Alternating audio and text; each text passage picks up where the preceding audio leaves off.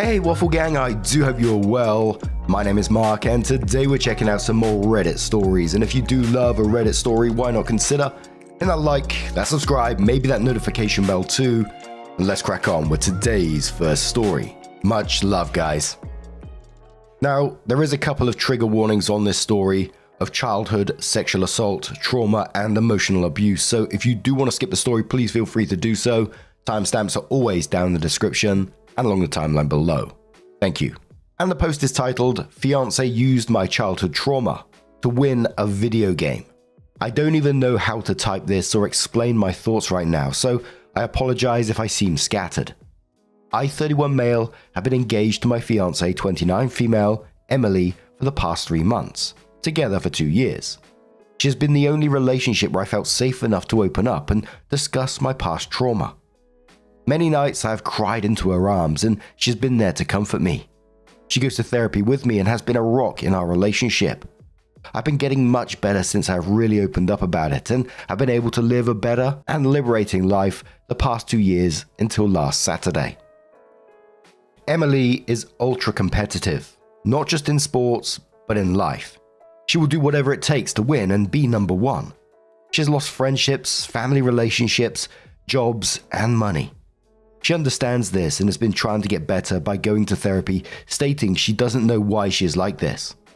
She seemed to cool down over the summer, but she is still very competitive. Even her parents have no idea because they were not athletes and have never pushed her to be number one.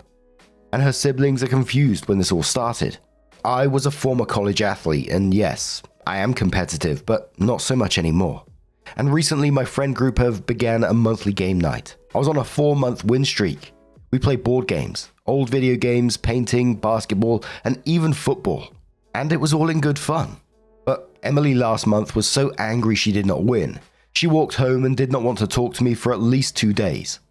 Before we left for game night, I asked her to please have fun, and it does not matter who wins. She promised she would try. As game night came to an end, Emily and I were tied with one more event. Rules are, if it was a man versus woman, the lady chooses the final game. She selected N64 Mario Kart. I am a king of that game, and I never lose. I asked her if she really wanted to do that and called me a chicken, and was big talking she will beat me at my own game. I should have backed off, but I caved, and we raced.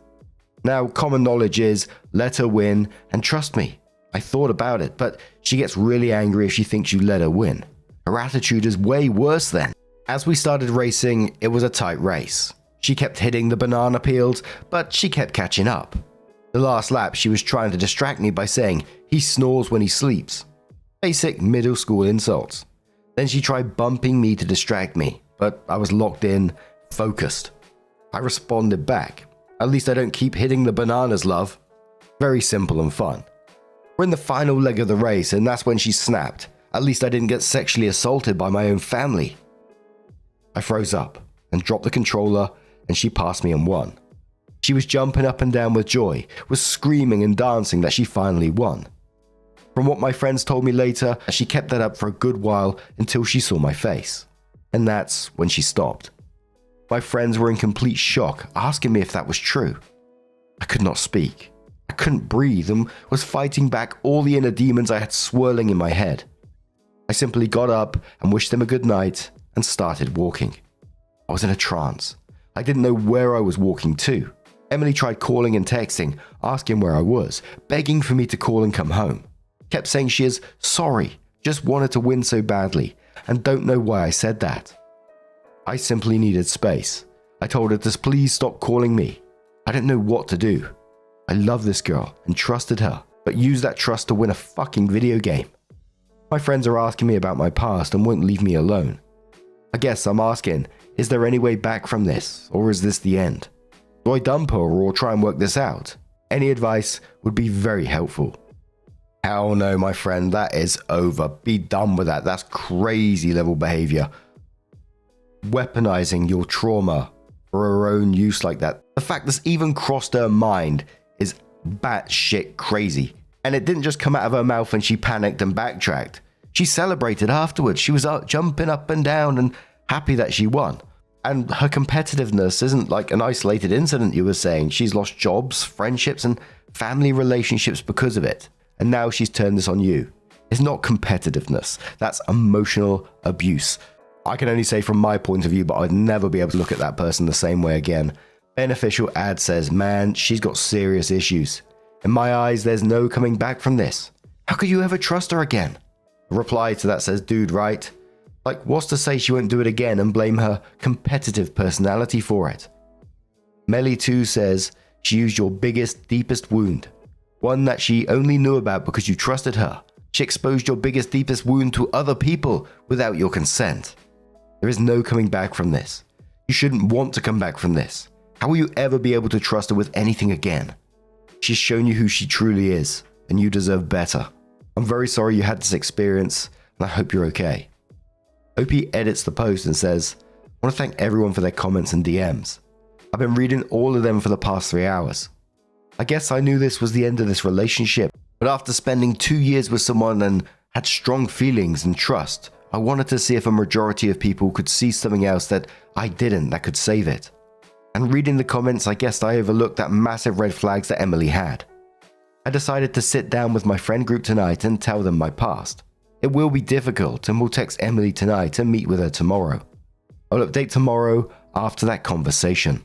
So a couple of days later, OP comes in with an update and says, hey all, I want to thank everyone again for all the support. It helped me clear up my head and really reflect the past few months with Emily and finally see the red flags I ignored or didn't press hard enough on. First of all, I need to get this off my chest. From ages 11 through 13, I was sexually assaulted by my aunt.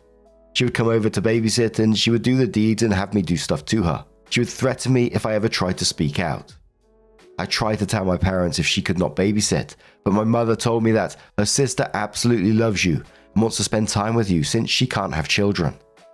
If it wasn't for my dad forgetting his wallet one night, I believe she wouldn't have been caught. My mum went mental and did not believe any of it and went on the campaign tour around town saying she is 100% innocent and I am just confused. My dad went into the bottle and tried to enter the shadow realm because he couldn't forgive himself for missing the signs.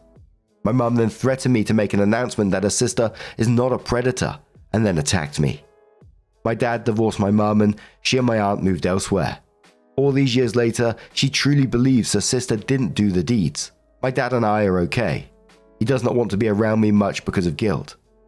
Second, I met with my friends and told them my story, and they all apologized and promised to protect me in the future with relationships. They told me what happened after the event. Emily was trying to defend herself by claiming, I did not mean to say it. He took it the wrong way. I just needed to win this. I love him and didn't mean it. She's been calling all of them, begging for them to please help her, win me back, and she will do whatever it takes, and see anyone to help her with her condition. Meeting today with Emily.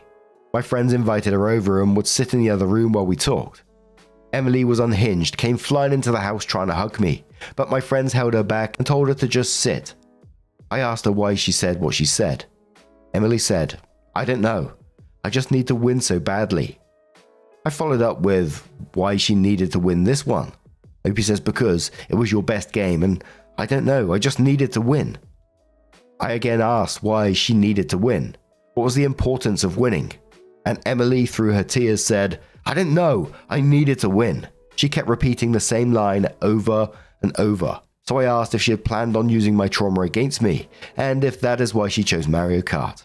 I never seen someone go white so fast.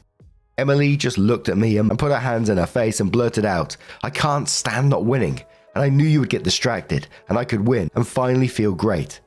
Because these past 4 months I've been so depressed from feeling like a loser, and I knew I could win with this plan. I was in shock and couldn't believe she said that. I realized that some of the commenters were right, she had this planned.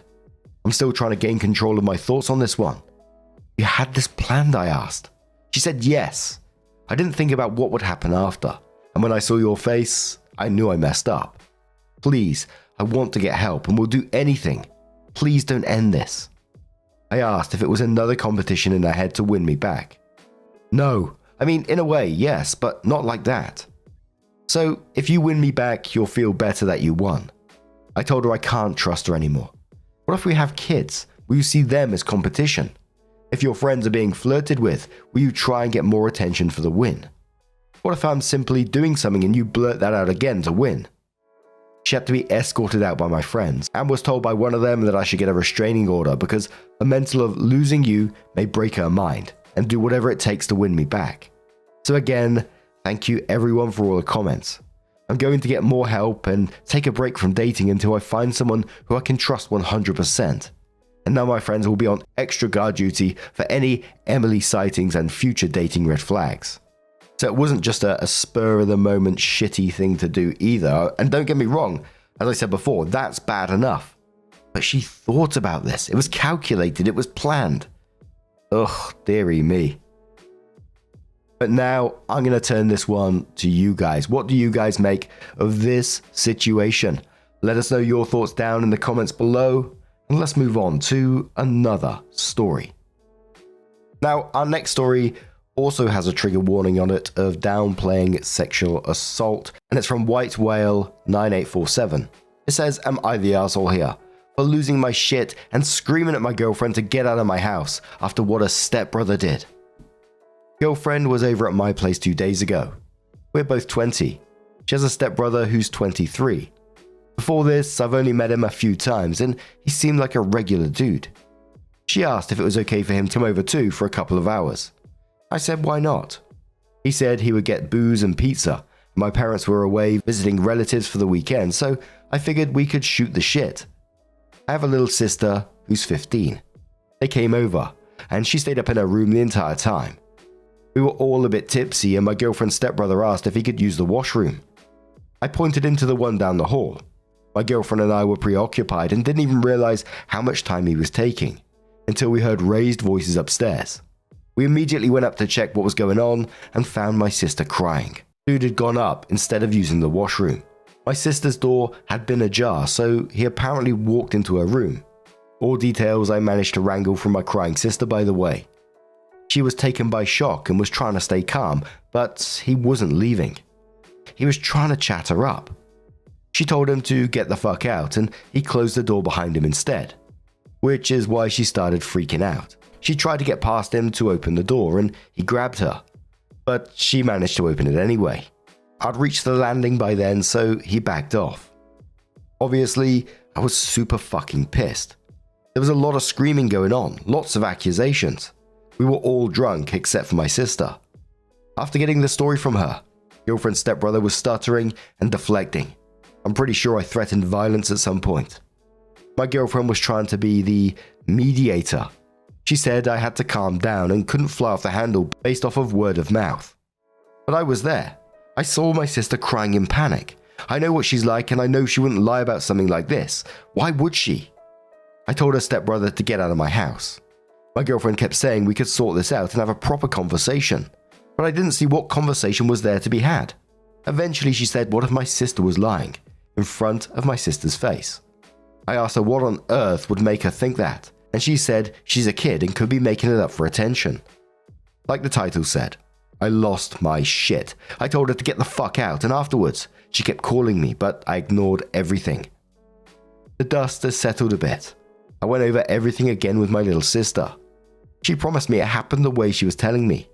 She told me she was scared he was going to sexually assault her.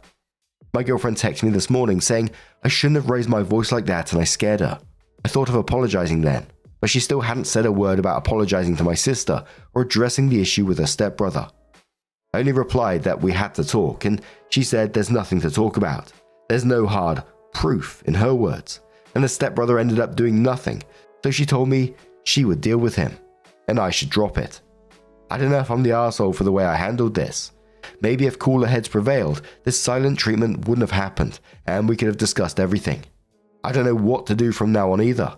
I love that girl. I don't want us to be over, so I want some advice on where to go from here too. And there were some comments with replies from the OP. The first commenter said, not the arsehole, protect your sister. Maybe have a big long talk with girlfriend. If she doesn't understand, then reevaluate your relationship. OP says, I'm definitely not losing sleep over the way I treated the stepbrother. I think I should have done worse and could have done worse, but I just wanted him out of the house. I'm pissed because over these 2 days, all of her texts were about how she felt and how I could have handled this better. And she's never seen this side of me. Which is all true, but when I messaged her back to ask about her bro, Her response was effectively, drop it. I can't believe she's being so callous about this. The next commenter says, she's showing you who she really is, someone who only cares about herself. She's not a good choice for a partner and never will be unless she miraculously develops self-awareness and empathy, which is unlikely. Opie says, ironically, she advocates for sexual assault survivors in her campus and college town.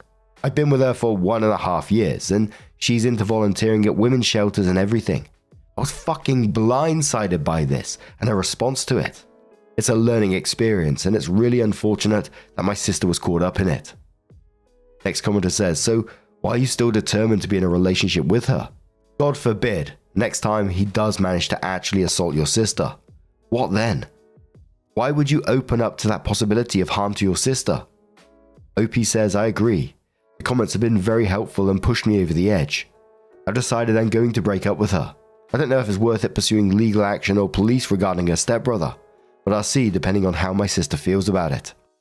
And comment saying that OP needs to reevaluate the relationship with his girlfriend regarding the stepbrother. OP says thank you for this comment. It was nice reading my feelings put into words. Nothing actually happened, but even if my sister wasn't freaked out and crying, I'd tell him to leave just because he went upstairs and into her room. I'm hoping it's just my girlfriend defending the family, but some other comments made me realize, even if she does come around, I can't have a future with her without this arsehole being there always. And I won't do that to my sister. So I'm seriously thinking of asking her to meet in person so I can have a proper talk, and then call things off. A user called Buttered Crumpet adds their comment and says, you should say this. Hey girlfriend, this isn't about you and your feelings. Your adult, drunk stepbrother went into the bedroom of my underage teenage sister, shut the door behind him, and would not leave. The best thing that I could do was make him leave. Rather than being appalled and apologetic, you had the audacity to question whether my sister was being honest in front of her. At which point I lost my temper. How could you accuse her of that while seeing how upset she was? Even if you had doubts, that wasn't even vaguely the time or place. Since this happened, the only person you've cared about is yourself. You want an apology for me being angry and shouting, but not once have you apologized or asked about my sister. Again, this isn't about you, and I don't think this is going to work out since I want to protect my underage sister, and you want to protect your feelings and your potential predator of a stepbrother. Am I sorry I raised my voice at you? Yes, but if ever a situation warranted it, it was then. And no, you've never seen me like this because I've never been in a position where a grown man shut himself in my sister's bedroom and made her afraid she was going to be sexually assaulted. Now we're done, and there's nothing left to say. That's what I'd send to her. She's a shitbag, and I'd bet he's done that shit before. So sometime later, OP comes in with our update and says, first off, thanks everyone who commented on my previous post, and then shares the link. I tried to read as many comments as I could, and I got some great advice. My girlfriend asked me yesterday if we could talk in person. I agreed, and we met at a public park. She showed up already looking on the verge of tears. And then OP mentions the last comment we read, Buttered Crumpet, who says, your comment was goated. I basically said it word for word to her. She let me speak and was silent for a long time before she said she was sorry for the way she had reacted. She told me she had been drunk and panicked and hadn't been thinking clearly and was trying to stop it from becoming a fight. We discussed her stepbrother. She told me he has a weird streak and acts oddly sometimes. She told me he genuinely could have made a mistake and didn't mean any harm. I asked why he'd gone upstairs in the first place and why he had shut himself in with my sister on finding out he was in the wrong room. No answer. I asked, how was she so sure he had no perverted intentions? No answer. Some of you suggested that the stepbrother might have had a history and even might have done something to her. I didn't outright say it, but I was implying it. I kept saying, what if he had gone further? What if he's assaulted someone before and you don't know about it, etc.? I asked if there'd been any incidents like this before and how she could possibly downplay what happened. She didn't have anything to say, but again, at that point she was too choked up to speak properly, so I don't think she could have answered even if she wanted to. Anyways, I wasn't there to listen to excuses or justifications, and I told her that. She asked me if we were over, and I said the only way we could move forward was if she apologized to my little sister, and then stopped all contact with her stepbrother. I just don't see a scenario where my sister feels comfortable around him again. She told me she didn't want to lose me, but she couldn't do what I asked from her. So I told her yes, we're done. My parents came back this morning, by the way. Like I said, they'd been out of town at a relative's place. I hadn't told them about this over the phone. I just said an incident had happened and I would explain when they got back. My sister asked me to speak to them on her behalf, and I told them everything. My dad gave me a lot of shit, rightfully so. He says he wants to speak to my ex's parents about this, let them know what their son did. Police here are about as useful as tits on a bull, but we discussed it and we're going to file a report. I highly doubt it will go anywhere, but at least it will be a record in the system. My sister is doing better.